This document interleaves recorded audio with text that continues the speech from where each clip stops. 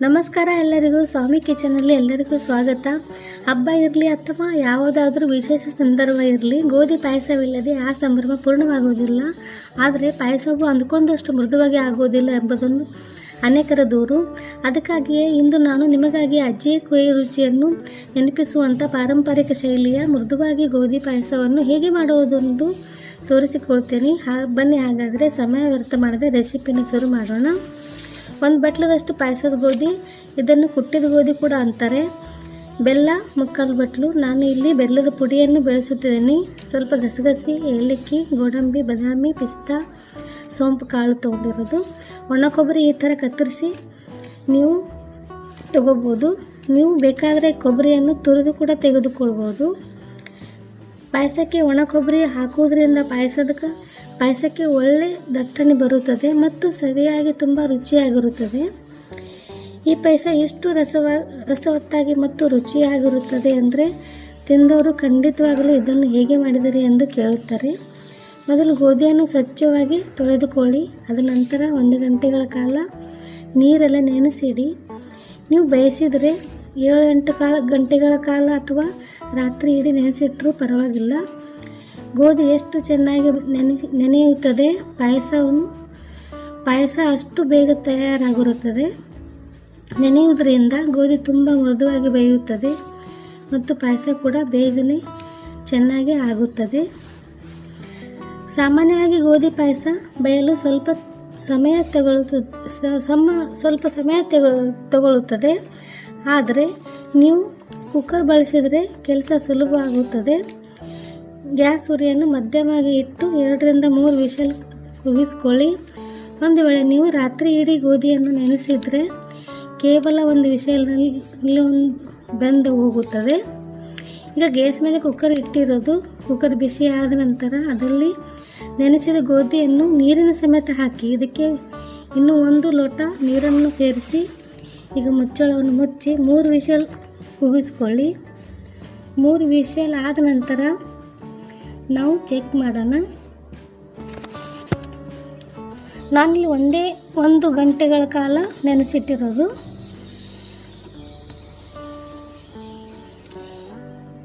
ಮೂರು ವಿಷಲ್ ಆಯಿತು. ಇವಾಗ ಈ ಕುಕ್ಕರ್ ತಣ್ಣಗಾಗಿದೆ. ಈಗ ಒಮ್ಮೆ ಚೆಕ್ ಮಾಡೋಣ. ನೋಡಿ, ನೀರೆಲ್ಲ ಈಗ ಚೆಕ್ ಮಾಡ್ತೀನಿ. ನೀರೆಲ್ಲ ಹಿಂಗೆ ಹೋಗಿದೆ.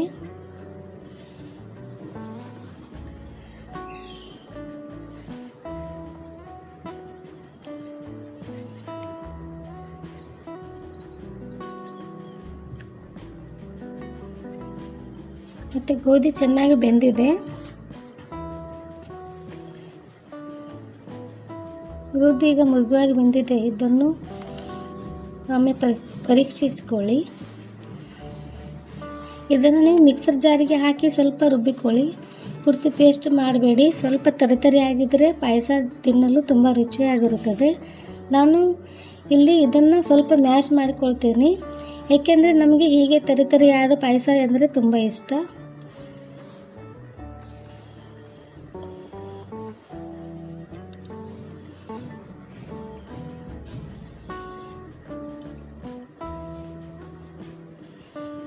ಈಗ ಗ್ಯಾಸ್ ಮೇಲೆ ಒಂದು ಕಡಾಯಿ ಇಟ್ಟು ಅದಕ್ಕೆ ಸ್ವಲ್ಪ ತುಪ್ಪ 4 ಚಮಚದಷ್ಟು ಹಾಕಿ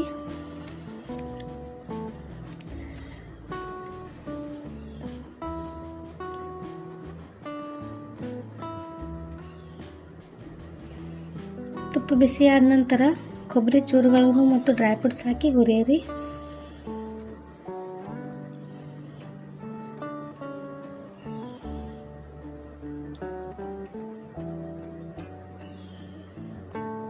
ಡ್ರೈ ಫ್ರೂಟ್ಸ್ ಹಾಕಿ ಸ್ವಲ್ಪ ಫ್ರೈ ಮಾಡ್ಕೊಳ್ಳಿ.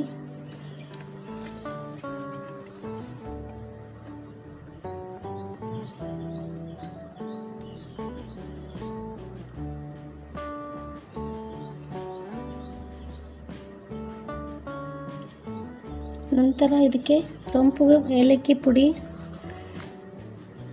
ಹಾಕಿ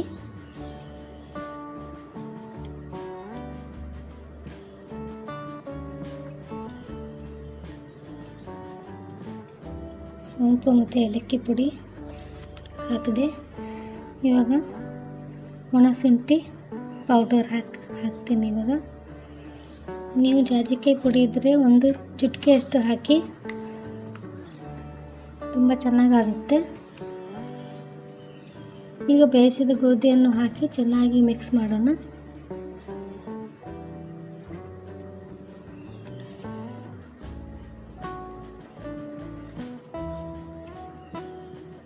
ಬೆಲ್ಲವನ್ನು ಸೇರಿಸಿ ಮಿಶ್ರಣ ಮಾಡಿ ಗೋಧಿ ಮತ್ತು ಬೆಲ್ಲ ಒಂದಕ್ಕೊಂದು ಬೆರೆತು ಪಾಯಸಕ್ಕೆ ಆ ಗಾಢವಾದ ಗೋಲ್ಡನ್ ಕಲರ್ ಬರುವವರೆಗೂ ಬೇಯಿಸಿ.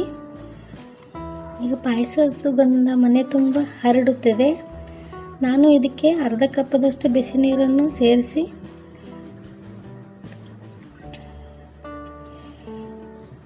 ಕೈ ಆಡಿಸುತ್ತಿದ್ದೀನಿ.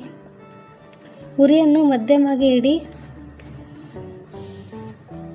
ಬಿಸಿನೀರನ್ನು ಹಾಕಿ ಅರ್ಧ ಕಪ್ಪದಷ್ಟು 2-3 ನಿಮಿಷ ಬೇಯಲು ಬಿಡಿ. ಹೀಗೆ ತರಿತರಿಯಾಗಿರುವ ಪಾಯಸ ಮನೆಯಲ್ಲಿ ಎಲ್ಲರಿಗೂ ಇಷ್ಟವಾಗುತ್ತದೆ. ಕೈ ಆಡಿಸುತ್ತಲೇ ಇರಿ, ಇಲ್ಲದಿದ್ದರೆ ಪಾಯಸ ತಳ ಹಿಡಿಯಬಹುದು. ಸ್ವಲ್ಪ ಸಮಯದ ನಂತರ ಪಾಯಸ ಗಟ್ಟಿಯಾಗಲು ಶುರುವಾಗುತ್ತದೆ. ಈಗ ನಾನು ಇದಕ್ಕೆ ಬಿಸಿ ಹಾಲನ್ನು ಸೇರಿಸಿ ಒಂದು ಕುದಿ ಬರಿಸುತ್ತೇನೆ. ನೋಡಿ ಎಷ್ಟು ಸುಂದರವಾದ ಟೆಕ್ಸ್ಚರ್ ಬಂದಿದೆ. ಇದು ತುಂಬ ಗಟ್ಟಿಲೂ ಅಲ್ಲ, ತುಂಬ ತೆಳುವೂ ಅಲ್ಲ. ಈ ಪಾಯಸವು ನೀವು ಬಿಸಿಯಾಗಿ ಅಥವಾ ತಣ್ಣಗಾದ ಮೇಲೆ ಸವಿಯಬಹುದು. ಈಗ ನಾನು ಬಿಸಿ ಹಾಲನ್ನು ಹಾಕಿ ಒಂದು ಕುದಿ ತೆಗೆದುಕೊತೀನಿ. ಇದರ ರುಚಿ ಅದ್ಭುತವಾಗಿರುತ್ತದೆ. ನಮ್ಮ ಬಿಸಿ ಮತ್ತು ಸ್ವಾದಿಷ್ಟವಾದ ಗೋಧಿ ಪಾಯಸ ಸಿದ್ಧವಾಗಿದೆ. ನಾನು ಇದರ ಮೇಲೆ ಸ್ವಲ್ಪ ತುಪ್ಪ ಹಾಲು ಹಾಕಿಕೊಂಡು ಸವಿಯುತ್ತೇನೆ. ತುಂಬ ಚೆನ್ನಾಗಿರುತ್ತೆ. ನೀವು ಕೂಡ ತಪ್ಪದೇ ಟ್ರೈ ಮಾಡಿ.